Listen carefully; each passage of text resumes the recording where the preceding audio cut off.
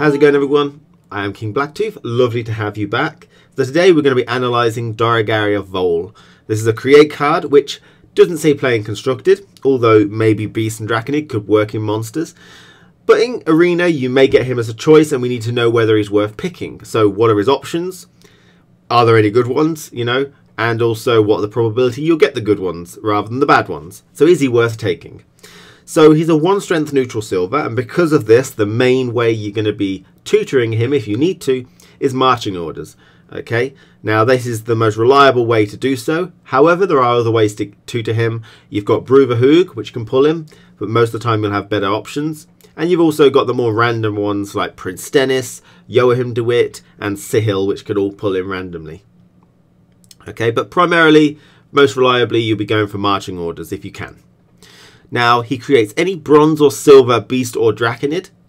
So we have to look at all bronze and silver beasts and all bronze and silver draconids, which is what we're going to do. Now, it is worth noting that he pulls from all factions as well as neutral, but he doesn't create cards which are tokens. So things like the Woodland Spirits Wolves or Field Marshal Duda Companion from Zoltan Animal Tamer and things like that. Okay, he sticks to things that you could put in your deck and not tokens.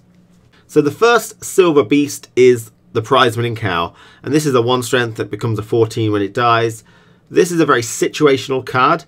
Now you could put it in weather to make it activate. You could ping it yourself with a Doblathana Archer or maybe consume, but most of the time it's going to be very difficult for you to do it if you haven't planned on him. So you do have to be careful, although it's a nice card but very situational one. You won't be able to get maximum value from this guy all the time. Although most opponents don't ever lock it, they just seem to avoid it usually. Next up for our silver beast is Roach. This is a bad card. This is ruining the card pool, really. There's only one particular scenario, and it's quite a convoluted one, that I can think that you would ever choose Roach, and that is if you had something like Neneke or Asaya, and to put multiple Roaches back into your deck ready to play a gold card in a later round. And again, if you choose this from Doragaria, it means it's a 5 strength silver, so you'd want to do it in a round where you didn't care about winning, say in round 2 after you won round 1. For most of the time, not going to be played. That scenario I mentioned is a bit convoluted. So next we've got the Giant Boar, and this is actually a very good card to see spawn from Doragaria. Now it is a risky one, and most of the time you probably won't choose it because of the risk involved, but there is a really common strategy with the Giant Boar, which is to play Doragaria onto an empty board. So early on in round 1, 2 or 3, you play Doragaria, and it means the Giant Boar will kill Doragaria guaranteed and be 18 points, which is a really nice amount from a silver card. So very good strategy there. So really this would just mean that Doragaria should be played early on in a round, which is something which we'll see come up quite a few times in the future as well. So just keep that in mind. This is a great choice from Doragaria. So next up we've got Morkvarg, and Morkvarg is an amazing card to try and get. Carryover is very important in Arena, so Doragaria into Morkvarg is a great card. And again, this kind of indicates that you should be playing it early-ish, at least in round 1, to get the carryover benefits. Much with the Wild Boar, playing it early could get you the Wild Boar, it could get you Morkvarg, both very good choices. So next up we've got our beast Vincent. Now he destroys the armor of all units on the board and boosts out by half their value. I think his maximum value is about 12. In constructed against armor archetypes, which are not common now, he was really good. But in Arena, there's not much armor at all. You may see a stray Thunderbolt, you may see Prince Stennis and Shani giving armor. So I think his maximum value is about 12, which is okay. But for the most part, he will just be a 9-point play, which is not amazing. But you can analyse the board state before you choose him and just have a look. So he's a middle of the road thing, probably not too good.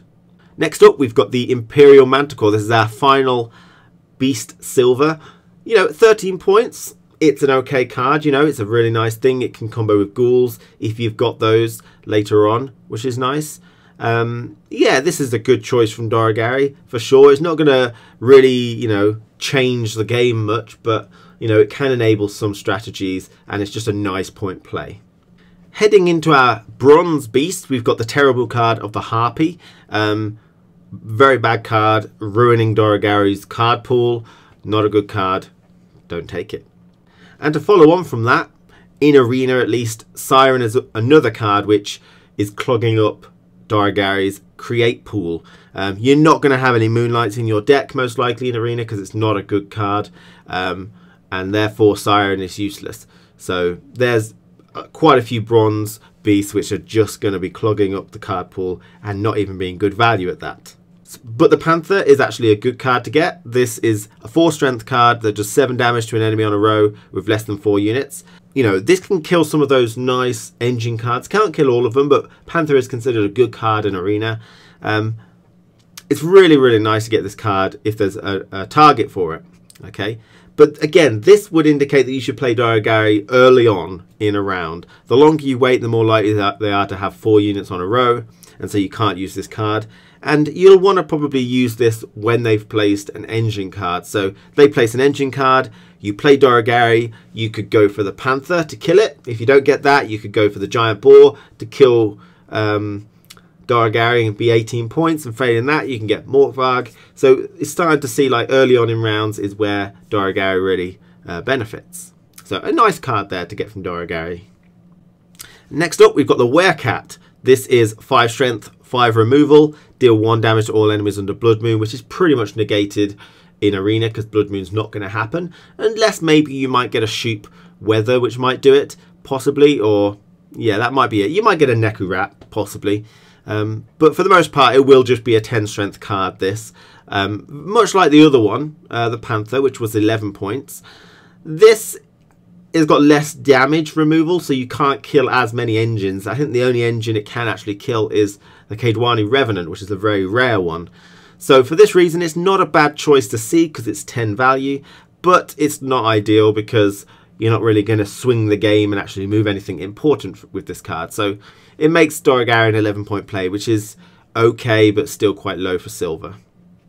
And again, we've got the Soleno Harpy. This is a really cool key card for Monster Consume and Constructed, but in Arena, you're not going to have that synergy of Consume, so this is going to be really, really bad because you're not going to be able to take advantage of the Harpy eggs most of the time anyway. So really, this is going to be an 8-point play, which is very bad for Darigari. So this is not a good card to see.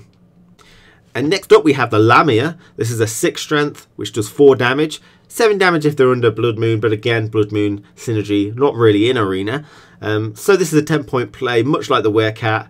It can't even remove Kaedweni Revenants, however, but, you know, it's a point play if you've got nothing better. 10 is still relatively low, but, you know, not a great card, but it's there if you want it. A safety net, should we say. Next up, the Werewolf. 7 strength.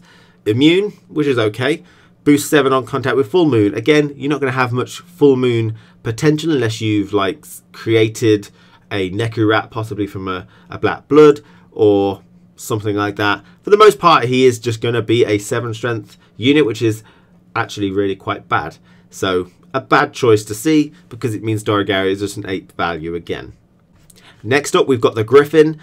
9 strength, triggers the Death Wish of a bronze ally. There's not an awful lot of bronze Death Wish that you'll pick in Arena. You probably won't pick the Dao because you haven't got many ways to actually trigger it multiple times. The only one that you will take is probably an Archer's Ball because that's good on its own. And this could work with that, but most of the time that scenario won't pop up for you. So, you know, this makes Darigari a 10-point play.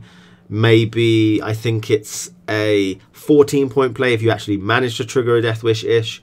So, yeah, it's not a great card as well, really. This is kind of disappointing. All these bronze beasts are not very good. Next up, Savage Bear. This is an engine card, a nice one too.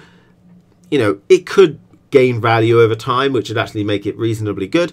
A lot of people don't necessarily care about Savage Bears an awful lot. Some people are okay with leaving them on the board. But again, this would mean that for Darigari purposes, play him early on. You know, get that Morkvarg, get the Giant Boar, get the Panther when they've played an engine, or possibly the Savage Bear for value. So very much play him early on in rounds to get that sort of value over time, which is coming. We've got the Arch Griffin. 10 base strength, so, you know, again, a nice safety net there. Clears hazards on the road, could be very useful, but it does mean you have to play Darigari in a specific time and hope to get the Archgriffin in order to actually clear that weather. So I don't think you'll be using the Archgriffin and Doragari to actually clear weather, because I think the odds that you get it is rare. If you're wondering, it's a 15% chance to get one particular card from Doragari in any of its 3 options. So it's 15% chance you'll get this. So most of the time it'll just be 10 strength, I would say. And well, that's again the safety net of the Werecat and stuff like that. So, you know, it's okay. And finally, the Alpha Werewolf, which again is a 10 strength, just a safety backup. You're not going to have the full moon potential synergy with this. So just a basic 10 strength makes Doragari an 11 strength play. So for our first Silver Draconid, we have Mitabraka. 13 strength he is. So, you know, it makes Doragari a 14 strength play, which is good. Mitabraka is a very nice card. It allows you to kill certain things. Not absolutely all engines, but it can really get them down there. And, you know, level things for Scorch or Shiru and things like that. You know, this is a nice choice from Doragari of Vol. He is a good card to try and get.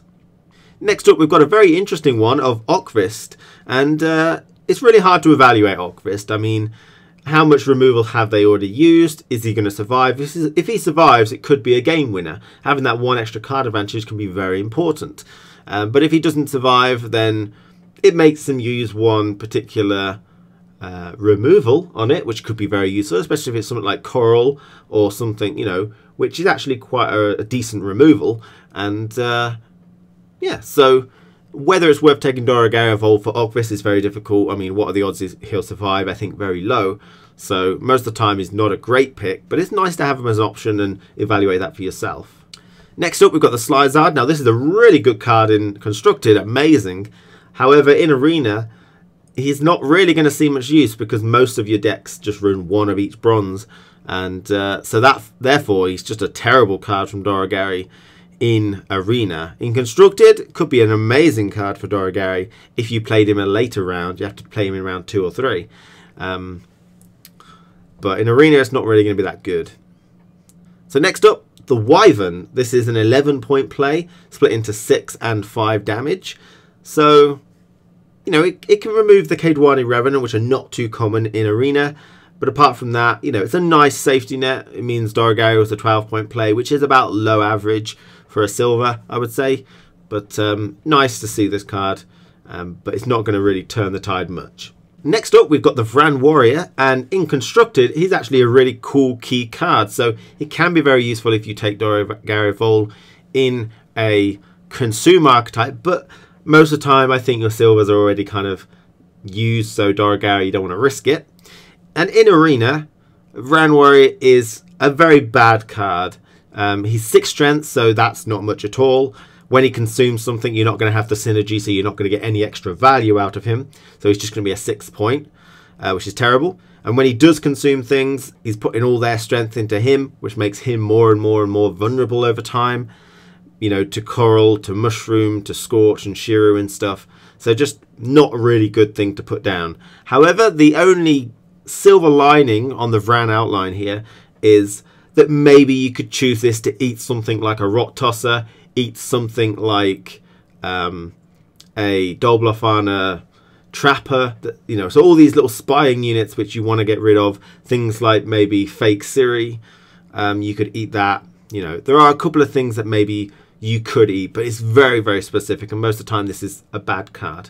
The Cockatrice is a nice bronze Draconid that we've recently saw added to the game. 6 strength and resets a unit. Very specific, but you probably will see value in this if you reset something from the opponent's side of the board or heal up one of your units. I think this is actually a good choice, but it does mean that you'll need to play Doragari of Vol as a late game card, which is contradictory to, you know, Morkvarg and Giant Boar and Panther and stuff like that. Or you have to play it very specifically when one of your units is about to die. It is a good choice, but it really depends on how you play Doragari, early or late. That's something you have to consider. And our final Draconid is the Forktail. Very much like the Vran Warrior, you're not going to have the Consumer synergy to really make this worthwhile. However, You could use this to move things away from weather, but it could be vulnerable to coral and scorch if it's high value strength that you're eating. So again, it's a situational use, not a great one really, because it means that you're making your board state a bit more vulnerable due to these removal effects. So yeah, not too good. So we've had a look at all of Doregaria Vol's options now, and you know, he's got 21 options, so quite a wide range of things, which means it's less consistent. You know, you've got a 15% chance to get something you want from him. If you're going for one particular thing, you got 15% chance to see it pop up, which is quite low. And I'd say about 18 of his 21 choices are pretty bad. I'm including things like the Werecat and the Lamia, which are about 10 strength average, because that's not great. You know, it's not going to turn the tide of a battle or anything, like possibly in Black Blood's case you could have the Abaya with a clear sky. That could actually be really, really helpful for you. He's got a couple of good options. Morkvarg is probably the best, and then you've got things like the Manticore at a nice 13. You've got the Giant Boar at a nice 18 if you play it right, you know, and a couple of good things. But for the most part, I would say Doregaria Vol is just a bad card, way too risky, and just nothing that really swings the game that's worth the risk. He's just a bad card. I wouldn't take him if I were you. There are better silvers. So his average value seems to be between about 5 and 11.